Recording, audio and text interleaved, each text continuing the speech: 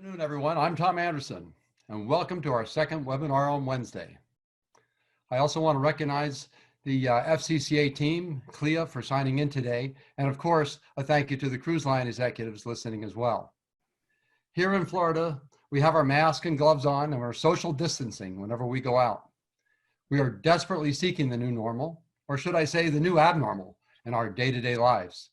Some states, like Georgia, Alaska, and Minnesota, to name a few, are starting to open up and trying to get their economies moving again. We are all watching, waiting, and hoping for the best. Remember, the Spanish flu epidemic of 1918 was followed by the Roaring '20s, so there is hope. Nevertheless, today the world economy continues in a state of turmoil. The stock market continues its roller coaster ride. It is up dramatically today on positive COVID drug news from Gilead. On the testing of remdesivir. This is really encouraging news, and also from a nice brief from Dr. Fauci. The Earth seems to be healthier and the air quality has improved. However, leisure and business travel is at a virtual standstill. Airlines continue operating at 5% capacity. They show a 93% decline in airline tickets sold for future trips compared to 2019. Many cruise lines have published sailing dates starting in July, so this is encouraging. However, contrary to this, it's important to note that the major cruise lines have also raised enough cash to sustain 12 or more cruiseless months. Cruise tourism is still under a no-sail order from CDC, and thankfully, CLIA is working collaboratively with all member lines to develop a consistent protocol on board cruise ships. But we still have more questions than answers regarding travel. When will we travel again, or are we destined to be digital nomads? Some analysts are comparing this pandemic crisis to other major challenges that have impacted the cruise industry over the years. These unforgettable events, such as 9/11, the Costa Concordia disaster, and the Great Recession, changed operational procedures for cruise lines and forever changed the trajectory of the industry. Nevertheless, some are trying to draw parallels from these events to the pandemic in an effort to cobble together reasonable expectations for the cruise industry. This comparison provides some perspective, but as we will discuss today, this pandemic is dramatically different and much more challenging. Frankly, I'm not convinced the economic recovery from these historic events are a totally accurate indicator of the recovery from this pandemic, but it will spark transformation and renewal for some businesses. Before we start our panel today, I want to remind everyone what Destinations Together is all about. It is simply an open platform of genuine, honest information and interactive collaboration to support the cruise industry, but more specifically, to support you, the tour operators and port operators of the cruise industry. It is designed to help everyone connect, collaborate, and hopefully find solutions to bridge the gap until cruise ships and tourism return to the region. Please visit our website at www.destinationstogether.com and follow us on Facebook and LinkedIn. Also, don't miss next week's webinar on Wednesday for a crash course in crisis management, direct from the University of Florida. Destinations Together is partnered with Dr. Lori Pennington Gray, who also serves as the director of UF's Tourism Crisis Management Initiative. She has a wealth of knowledge and experience, and next week she will provide a provocative presentation about crisis management and will also report on consumer survey results specific to the pandemic. Remember, we want to hear from you, so please feel free to email Larry or me anytime so we can be sure that we're providing the most pertinent information. Also, please send us a photo of you in your favorite mask so we can post them to our website. I'll turn this over to you, Larry, to introduce our panelists for today's Destinations Together webinar on Wednesday. Hey, thanks, Tom. Many thanks to all of you for joining us today. And we again want to extend our thanks to Trino and Mark for last week's enlightening webinar. And if you missed it, check it out on our website. It's linked in there. Also, Tom and I would like to do a shout out to Ann Kailash, thanking her for writing an article about us in Sea Trade News. Just a few housekeeping items before we get started.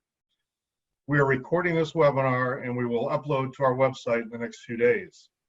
There is a Q&A tab below on your screen. Feel free to send through questions or comments. If time permits, we will try to address them at the end of the webinar. You can also vote on any questions you see in the Q&A to help ensure we include the most relevant ones.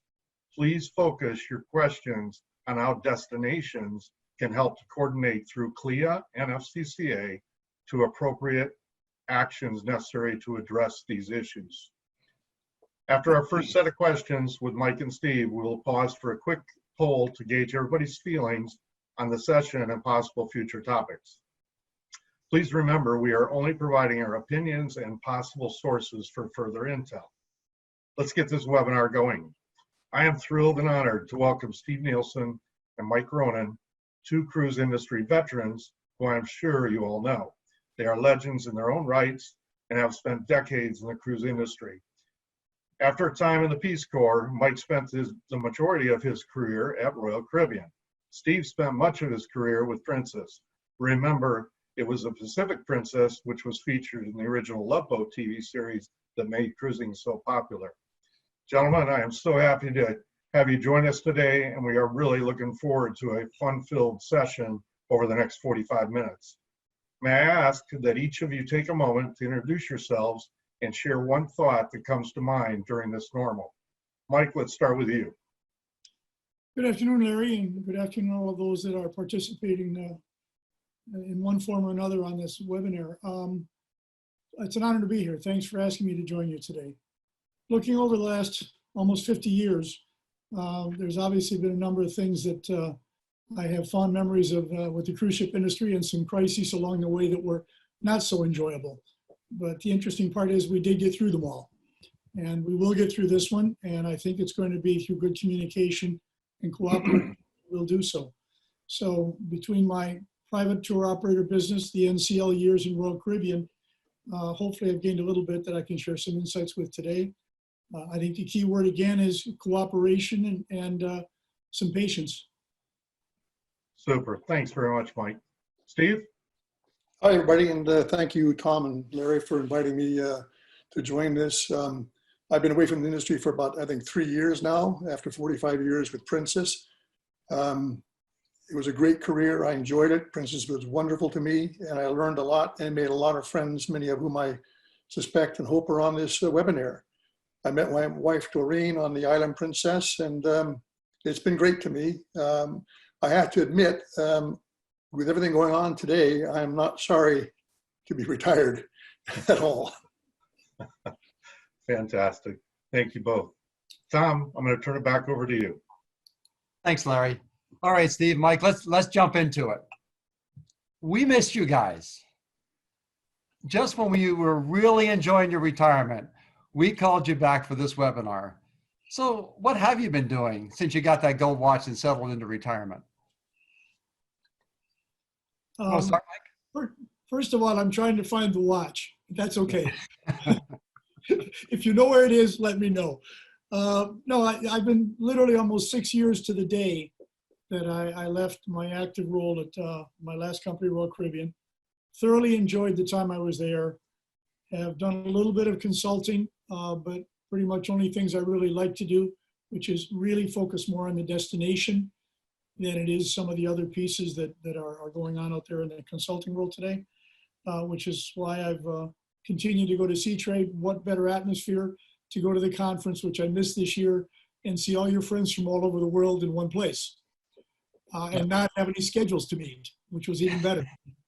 So no, fortunately, my health has been good. I've got a couple of grandchildren that have come into the family since I retired, and that's fantastic.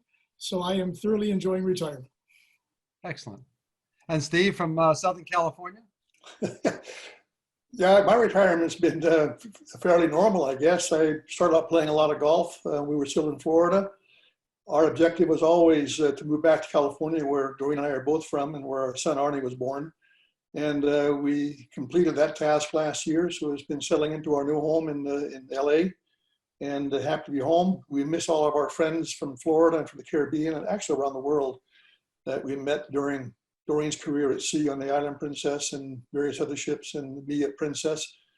I guess one thing that retirement really has brought home to me in the last couple of years is when you work as hard as you're required to work in an industry like the cruise industry, which is a 24/7 business, when you don't have that pressure anymore, the opportunity to reconnect with your family is certainly for me been an incredible experience. I think that Doreen and I have grown closer together through this, just being able to understand each other better and know each other better. It's been great. Well, and I think, you know, the to your last point there, the pandemic also has brought, with all this stay-at-home order, it's brought all the families together. Probably in some cases, that's a really great thing. In other cases, would be very happy for people to go back to work again.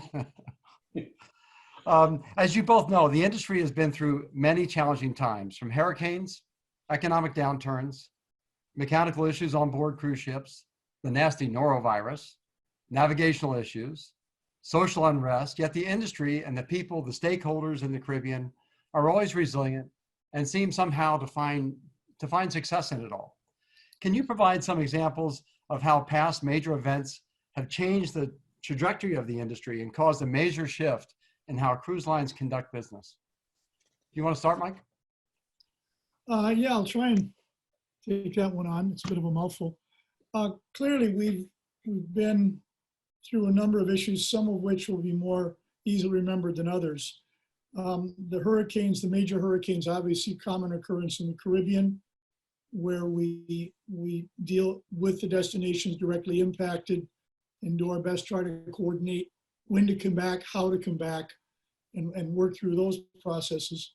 Another one that comes to my mind, which many here may not have ever heard of, was as far back as 1981, when there was a major lawsuit that then held cruise lines liable for injuries on shore excursions, in so many words.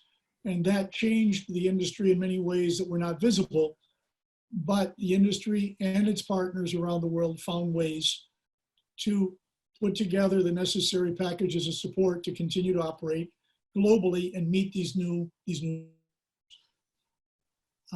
Again, what I would say is that each of the times I've taken away from it and had a chance to be part of it has been seeing the energy in the destinations, trying to get ready to have the ships back, wanting them back, and finding ways to coordinate with the cruise ship industry, which is a role that the FCCA has played a great part in this region, CLIA globally.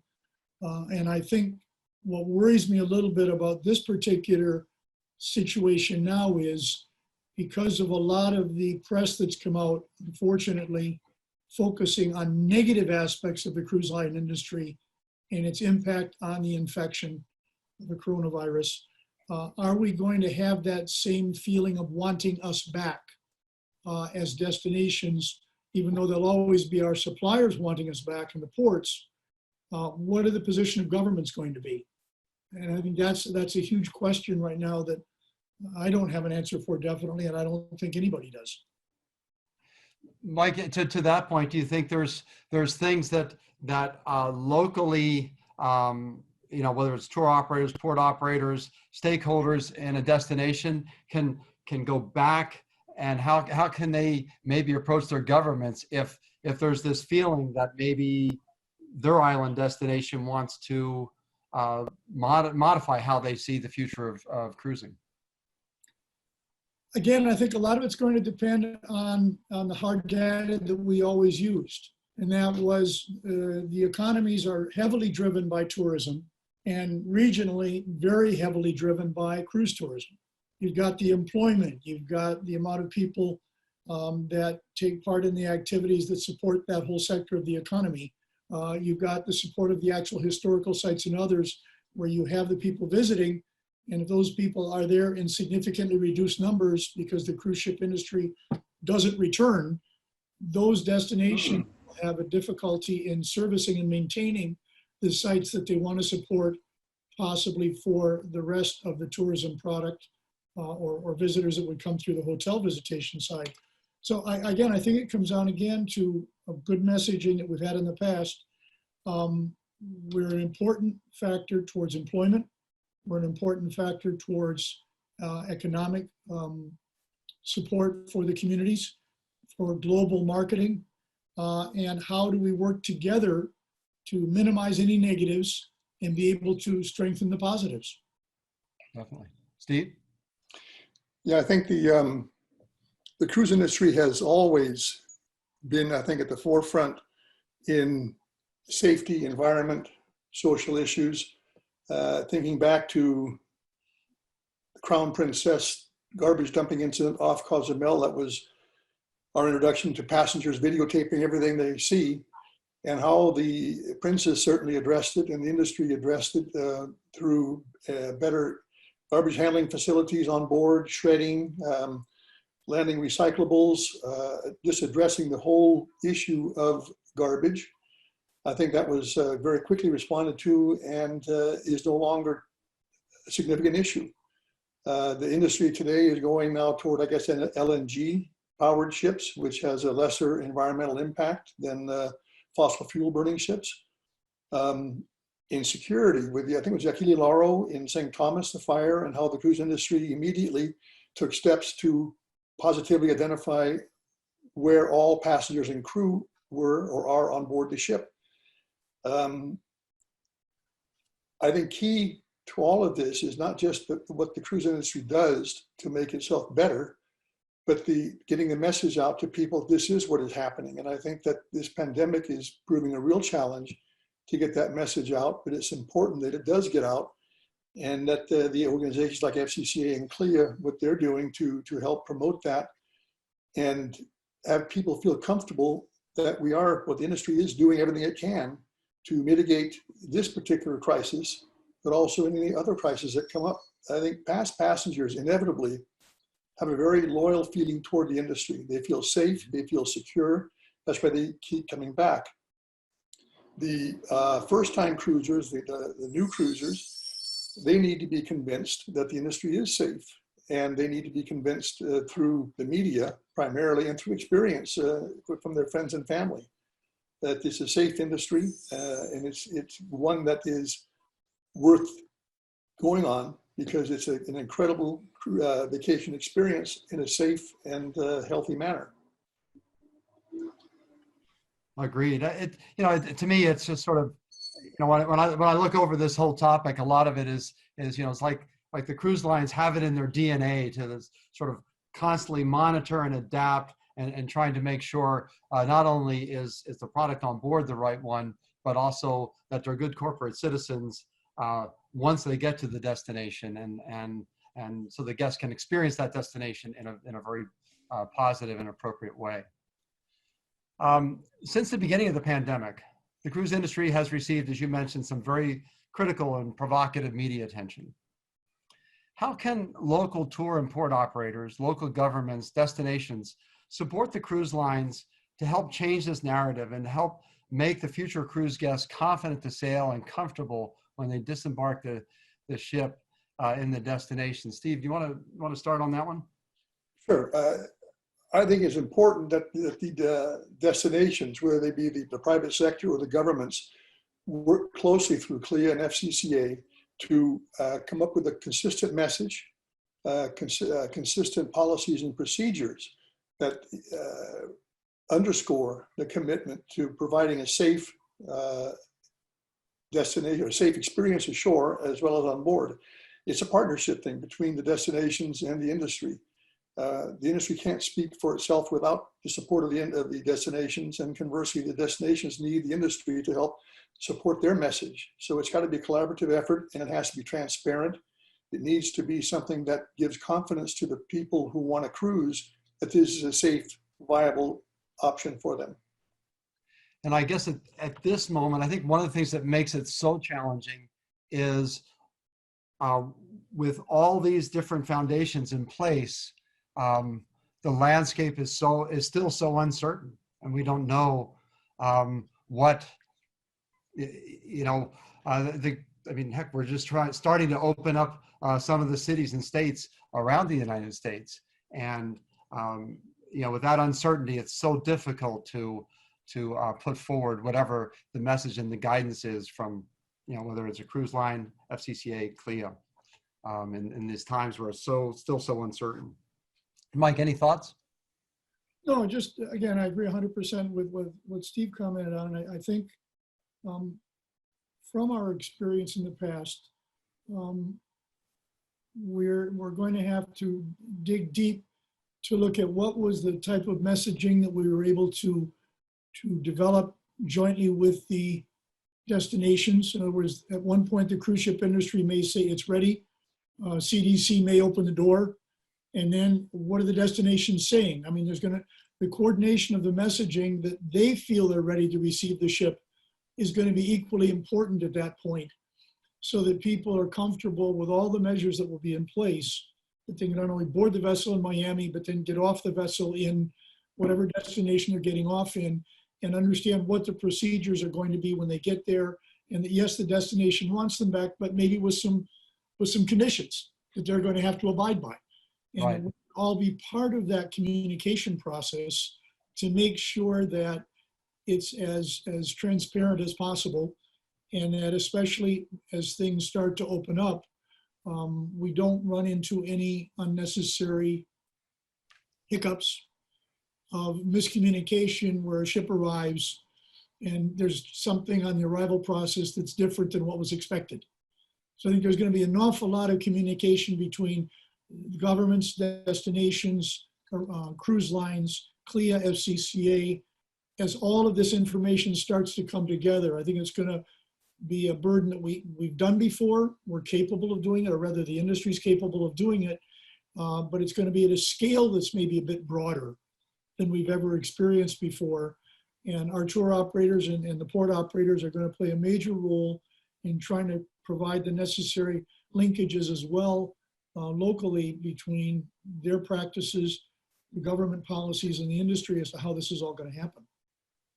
Do you think there can be consistency in those from destination to destination? You mean right now? No, when it finally comes back, do you think there can be that consistency? Because that would certainly be wonderful for the industry in general. Hard to tell. If you look across the CTO website right now, you look at some of the things that they're trying to do. They are trying to look at putting some standards together. That, of course, doesn't include Central America and Colombia. So you're going to have different governments, obviously, setting up different criteria for their opening up of tourism. Some of them are very detailed already. We'll have to see how they look when they actually roll out. I think ideally, the more consistent that those can be, the better we'll all be. I think but the major point at the end of the day is that the ships are ready, are comfortable with what the destinations are asking them to do. The ships do it, the destinations are ready to receive the guest, whatever those new conditions will be, and people start to feel comfortable, because we all know what happens on Cruise Critic. Once we do get up and running, if that and the other media, if that for whatever reason feeds back differently, it'll just be another level of challenge. So Right. Communication in advance is going to have to be very good. Steve, any other thoughts before we move on to the next?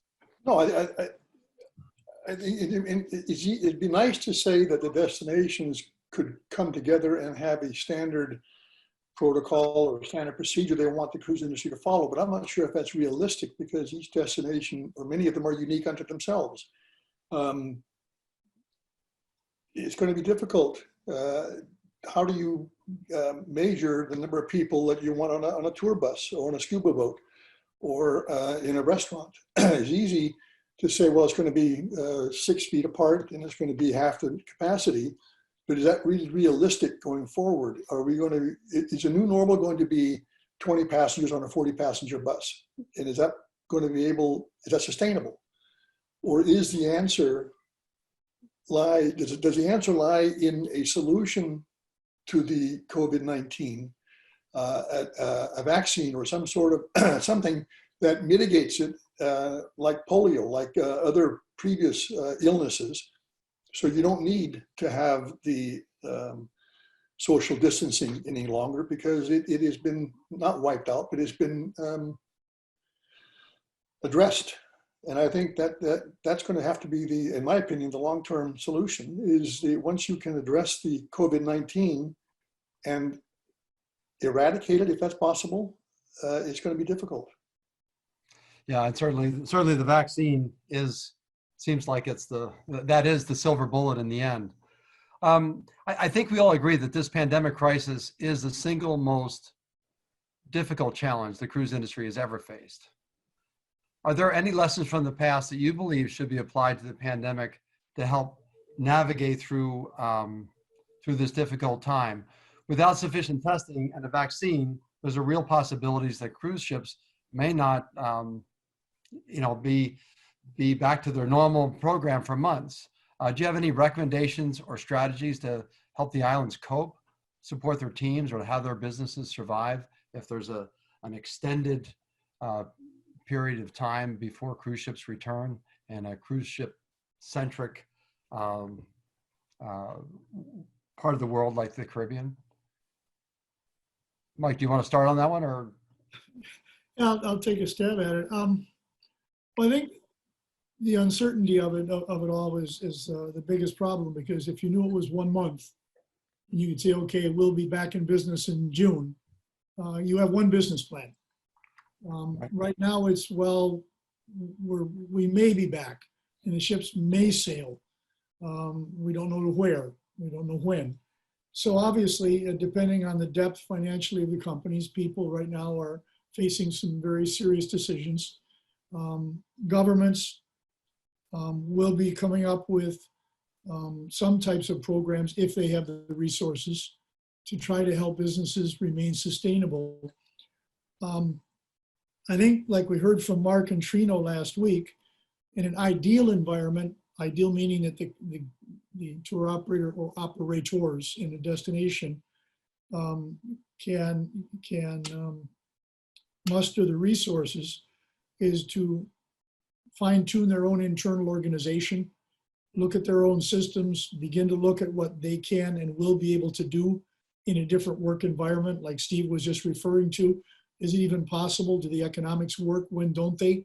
As far as load factors and cleanliness of snorkel equipment and all the other things that Mark and Trino talked about. All of these drive costs. Will the cruise industry be responsive to that in accepting a product of that nature? How does it get priced? The other thing that comes to my mind, which isn't a solution, but it may be a factor that could be included in some of these discussions in the destinations, is we have to think that the physical destination itself is going to have to be ready for these tourists to come back. We're talking a lot about the safety side of it, meaning the health side, but some of these destination sites right now are literally sitting unused. They're going to have to be looked into before the tourism can come back to the destination. Buildings are going to have to be painted, trails are going to have to be cleared. On the governmental side, things are going to have to be done. Maybe there's a role, which has happened in the past after hurricanes, where there can be some form of joint venturing between private and public sector to use unemployed staff members and other people to work with government to come out and get these tourism sites conditioned again to receive tourism, so that they're not only ready on the health side, but literally visually when people arrive there, they're refreshed. I know it sounds like a huge number, because where's the money going to come from? Where are the people going to come from? Well, you'd be surprised, amazingly, these things are found. I think if you can think about the destination coming back online, the cruise ships are going to be sparking clean on board, I'm sure, because they're going to have the opportunity to do everything they need to do to get the ships ready.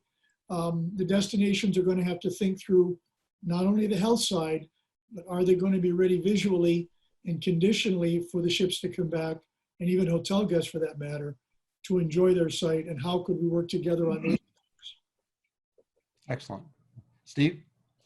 I think on Mike's point, and what I picked up from the webinar last week with Trino and Mark, they are addressing that individually with their tour companies. And I'm certain, or I would hope, that all the other operators are doing the same thing. They're going through their policies, procedures, they're running their boats, they're running everything to make sure that it's fully operational when it's time to open up again.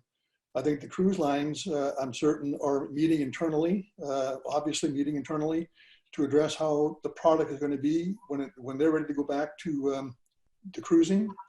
There's obviously going to have to be some changes and procedures on board, and I would bet that they're addressing them right now, and that when it is time, there will be a positive message coming out stipulating exactly what is being done differently on board to ensure the safety and well-being of the passengers and crew going forward. Mm-hmm. And I suppose that same message ultimately needs to come out from each destination of the things they're doing once those guests step off the ship, how we're making sure that they're safe and can experience the island in a safe way for not only the passengers but also the inhabitants of the island. And one last question, real quick. As you know, this was touched on last week with Trino and Mark.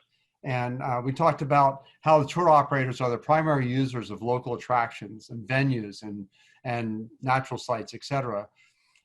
Steve, what strategy would you use to have have their voices heard at the government level? And I think Mark made a good point that he says, sometimes the government, these venues don't necessarily have a good, clear voice at the government level. And what are some of the strategies they might employ in this time to try to make sure, to Mike's point, that these sites are being maintained, or at least there's some vision to that as we hopefully have cruise ships and hotel guests coming back to the island in time? Well, I think that if the operators aren't able to get the ear of the government individually or collectively, if they have their tour operator associations, if they can't get the ear of the government through that mechanism, in the Caribbean and Central America, obviously there's AFCCA, which bridges both government and the private sector to lend some weight to get the three sides talking on what needs to be done. Anything to add on that one, Mike? Oh, couldn't agree more. It's got to be collaborative, and we know it has worked in the past when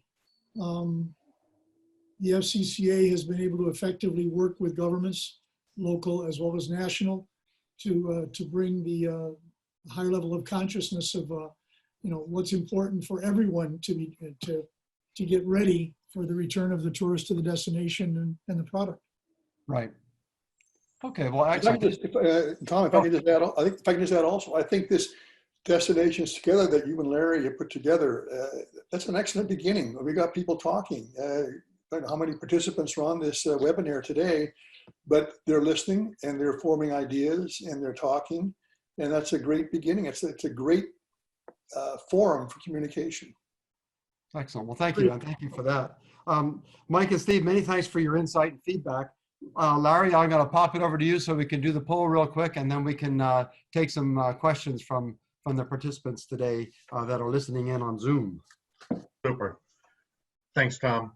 Okay, everybody, please take a minute or so and answer a couple of questions we have on the poll that I'll put up, and I'll launch it now. And let me answer the question that Steve raised just a second ago, and that is, right now we got 144 participants. So feel very positive about that. Thank you all for joining us. So Tom, we have got a few questions that have come our way. And I'll read through those in a minute once we stop the polling. We've had quite a few people throw out questions about individual areas of concern, from private islands to cruise destinations and things of that sort. But there may be some duplicate questions as we've asked Steve and Mike already. So bear with me, guys, as I ask them to you. And if you've got any additional input for it, then that would be great. So let's take a couple of seconds here and let a few more people vote, and then I'll go ahead and start up the next phase.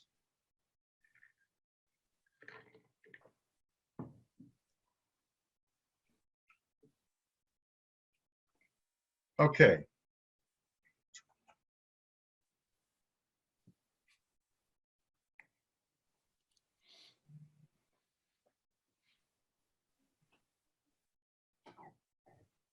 So again, the questions are from the Q&A, and ask if you can provide your opinions from the questions from the attendees. And we truly understand, Steve and Mike, these are your opinions, and if you can answer them, great. If not, we totally understand. So the first one comes from Matthew, and it's, how do you see the impact on shore excursions, and what major changes will operators face?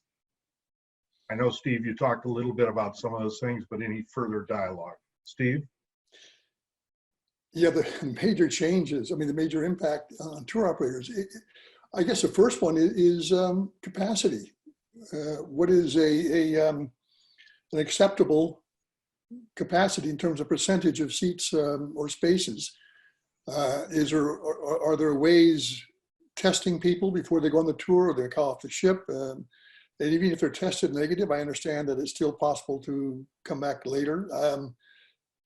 There's a lot of unanswered questions, and the thing that concerns me most, I guess, as an outsider right now, is how are the tour operators going to financially handle the challenges of the obvious thing, which is right now reduced capacity.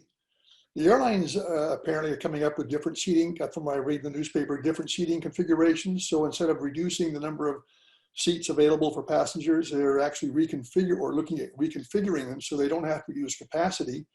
Whether that's possible on a bus or if it's possible on a boat, I don't know. That's going to take some out-of-the-box thinking and entrepreneurship to make that happen, so that the capacities don't have to be reduced to the point where it's not economically viable to run the tour.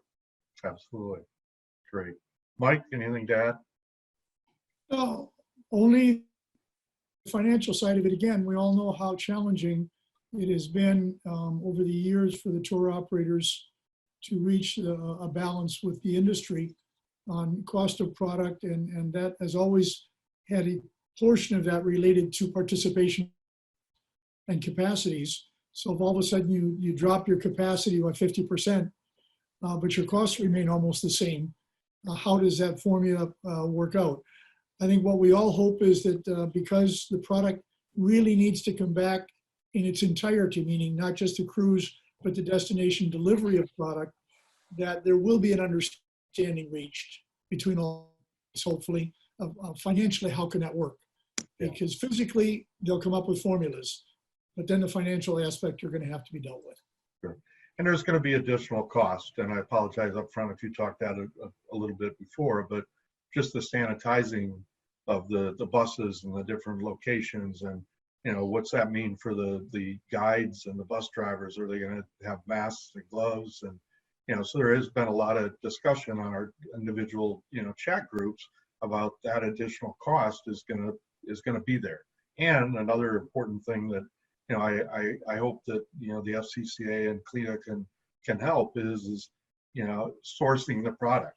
I mean, as we all know in the U.S., getting masks and gloves and the PPE has been very challenging. So if you think of a destination trying to source that, if that becomes one of the requirements, we got to be able to figure out how we can help them too.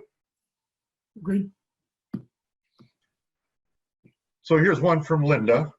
We're hearing from the destinations that local communities are not eager for the ships to return. While many stakeholders are eager for the ships to return, they're concerned they'll return before local communities are ready and willing to welcome them. What will be done to educate, or what could be done to educate the local communities and ease that concern about the health and safety of cruise ships? Mike? Again, I think it's going to be a extensive coordination with CLIA and FCCA, depending on what part of the world you're in. We're talking about the Caribbean, obviously the FCCA here, because the industry is going to be very much in the press when it reopens. So it's going to have some very clear messaging going out to the customers who are going to board the ship. That messaging has got to be then coordinated downline with the destinations. And there are going to be destinations that still say no initially until they see probably goes and other destinations that choose to open. So I think it's going to be a process of a lot of communication, a lot of transparency as best we can on practices, and recognizing there are going to be some that will still not be comfortable opening right away. Steve, any further feedback? Yeah, I think on the positive side, I mean, when the destinations open, is it going to be only for air passengers, for the individual tourists, or is it going to be open to everybody? And I'm not sure that the cruise industry or the cruise ship is any greater danger to the destination than an airline dropping off 200, 300 people at a destination. What about the all-inclusives? They are a shoreside version of the cruise industry. So how are they going to address it? So I think to try and single out the FIT guests from the cruise guests, from the all-inclusive guest, it's something that we all are in this thing together, and we all have to address it together. So next question that came through from Simona is, what is the interest in future travel like? How significantly has this declined? And again, kind of gets back to what you just said, Steve, in reference to, you know, the hotel segment, all inclusive or otherwise. You know, do you feel that the air traffic is going to go into the destinations possibly sooner than cruises? Oh, I don't know the answer to that question. I mean, if I knew that, I would. I don't know who's going to go back first. Right. I really I don't know. Okay. Mike, any thought? I think what you're going to see, because the hotel sector around the world has been known to have a stronger voice. We struggled with that as the cruise ship industry over the years in trying to create that balance so we have an equal voice. FCC has done an excellent job, and CLIA, but you've got a lot of money out there in the hotel sector that's working with governments right now to try to see how they can reopen. So what I'm reading on the international press and different parts of the world is that there's more talk going on about reopening airline arrival, and not any talk yet about arrival. It'll come.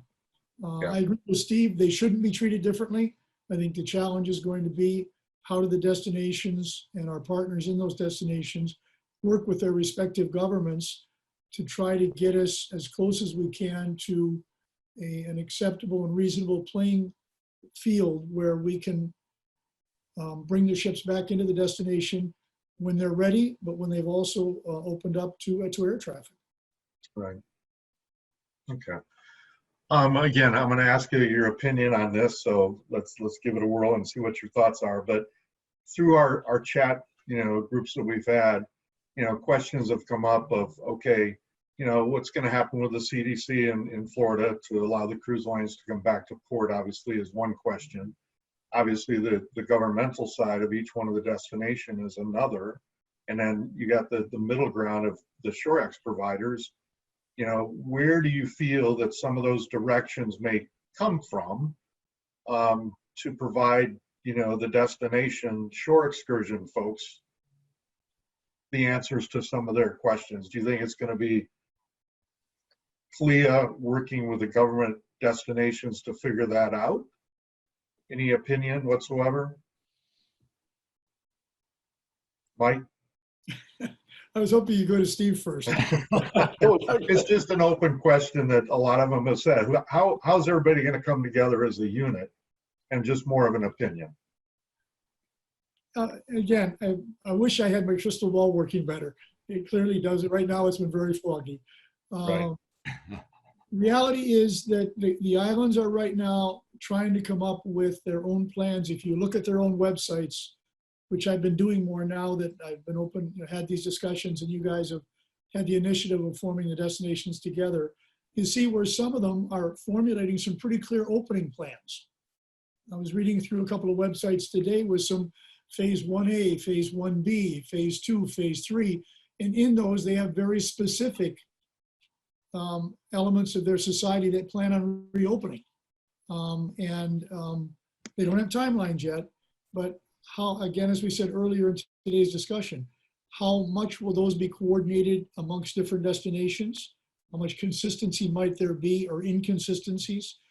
I think this is where the huge challenge is going to come again for the industry, because it'll be working with CDC and the destinations and trying to come up with a way to bridge that whole communication once the ships are allowed to sail by the US and or whatever country happens to be the home port.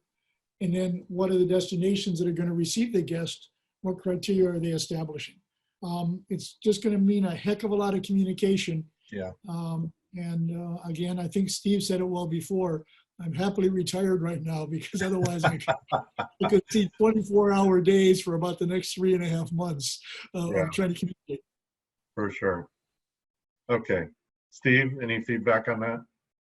Yeah, that's going to be difficult, because each government is going to want its own procedures or protocols in place. The CDC obviously is the lead in terms of the North American cruise industry sailing out of US ports. I'm not sure if it's a similar health organization in Europe. Maybe it's WHO that takes the lead or is the coordinating body, so that there is one standard across the world, not different standards in different regions. Okay. Well, listen, guys, want to thank you both for participating today. It's been fantastic, and we thank you very, very much for all that you've contributed to the industry in the past, and now we brought you out of retirement to provide some feedback to others too. So we really, really appreciate that. I do have one last request though. Will each of you give us a few last words in closing of your thoughts? And let's start with Steve. Yeah, I'm enjoying my retirement. I found this exercise very stimulating. And I appreciate being invited to participate.